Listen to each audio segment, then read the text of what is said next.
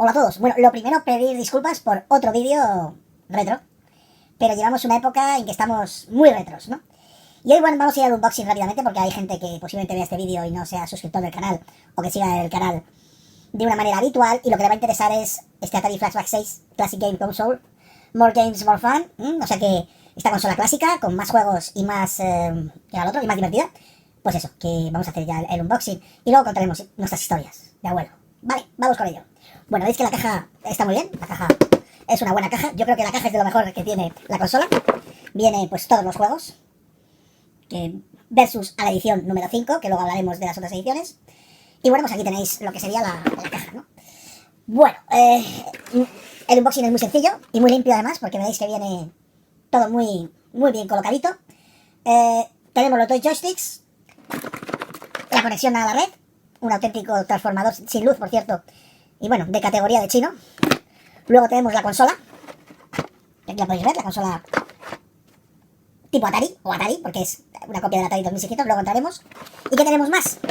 Bueno, las conexiones. Dirá alguien, ¿dónde está el rojo? No, es que es mono, no es estéreo, con lo cual solamente necesita amarillo para el vídeo y blanco para el canal izquierdo. Quiero recordar que es el blanco, ¿vale? No tiene más, no es estéreo, con lo cual con esos dos canales lo tenéis. ¿Qué más tenemos? Vamos a sacar la consola. Bueno, pues tenemos el joysticks, los joysticks, los dos son inalámbricos, lo cual da igual, va por wireless.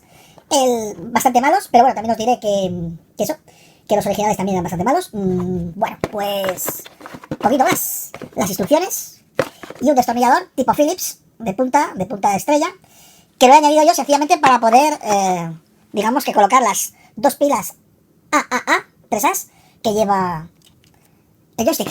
El otro joystick es lo mismo, solamente que con el botón de juego, y no lleva los botones de menú ni tampoco el de reset, que son los botones que veis aquí delante tenéis izquierdo, tenéis derecho para la dificultad, y luego aquí, este es que no se ve bien con la luz, como el que pone aquí, sí, para la dificultad. Exactamente para la dificultad directamente y el power. O sea que tenéis todo lo que sería de dificultad, que por cierto lo podéis manejar todo perfectamente a través del joystick o a través de un joystick tipo Norma Atari o Kempston, como pueda ser el mando de la Mega Drive o el mando de la Master System. Bueno, pues en 3 minutos 45 hemos terminado lo que sería el unboxing. Y ya poquito más, ya vamos a entrar un poco a lo que sería la historia de la consola, la historia de esta máquina, la historia del Atari 2600. Pero antes de entrar en la historia del Atari 2600 hay como siempre una crítica. A mí ya sabéis que me gusta criticar mucho, me gusta la crítica, me encanta la crítica, me encanta dar caña, en este caso no a los piperos, sino a las personas que casi marcan el comienzo de los videojuegos, esos gurús con Mario o con DK o con Donkey Kong, y a partir de ahí parece que ahí comienza todo, ¿no? Con la NES. Ahora que se está celebrando el 30 aniversario de la NES en Europa, el 33 aniversario en Japón y el 29 en España, porque no haremos el 30 hasta el año que viene, sacando la Mini. Pues bueno, esta consola lleva desde el 2004. Es la sexta edición, desde la Flashback 1. La Flashback 1 no tenía nada que ver, la podéis ver en imágenes si queréis en Google, no tenía nada que ver con esta consola, a la hora de que no tenía toque retro, tenía un toque más modernista, con los joysticks. Pero desde la Flashback 2 han ido a lo que sería este tipo de consola, copiando, o siendo igual a lo que sería la Atari 2600, y lo único que a partir de la cuarta edición pues va con wireless en vez de ir con el clásico cable conectado. Bueno, Atari 2600 vendí unos 30 millones de unidades. Era esta consola igual, solamente que donde veis Atari llevaba la posibilidad, quiero recordar, de colocar ahí los cartuchos, o cartuchitos. Muy importante lo que estaba comentando antes, el comienzo. Parece que con la tercera generación, la generación de NES y Master System, empieza todo. Pero existe una prehistoria, un pasado muy importante que hoy vamos a recordar. Y lo vamos a intentar recordar lo más rápidamente posible, porque se nos van los minutos y no me gustaría pasar de los 12. Es decir, del doble de lo que estoy hablando ahora. Nos vamos a ir a los años 60, años de muchos avances tecnológicos, años de que el hombre llega a la luna, años de auténticas odiseas espaciales, años pues, de la guerra de Vietnam, años de la Guerra Fría. En fin, después de la crisis del petróleo en los 70, y en todo ese tiempo nació una consola, Magnavox Odyssey, que venía del Brown Box del señor Ralph Baer, que si no sabéis quién era, es la persona que, digamos, podríamos decir que el creador de lo que es el videojuego, y que luego a través de Magnavox Odyssey con el Tennis Table, el primer juego, entre comillas, que apareció en las máquinas recreativas de los años 70, en los antiguos billares, y que se transformó en algo electrónico cuando estábamos acostumbrados a jugar a máquinas electromecánicas, desde los flippers a las típicas máquinas, digamos, de salones recreativos de la época, con bolas metálicas, con flippers, con, bueno, lo que era aquella época. Una época en que estaba también eran lugares donde se jugaba el billar americano, o el billar francés, o se jugaba el ping-pong. Con ping-pong viene la competencia de, copiando a Tennis Table, el Atari Pong, que acaba en manos de Sears, comercializándolo por todo el mundo. Y el siguiente paso fue Atari 2600, que es la consola, que de cierta manera es un homenaje, lo que es Flashback 6, a lo que sería Atari 2600 y a sus siguientes modelos, el modelo 5000 creo que era 200 y el 400 y el 7200, creo que era. Modelos que se vendieron apenas, que los podéis ver, y que realmente el gran recuerdo es el Atari 2600.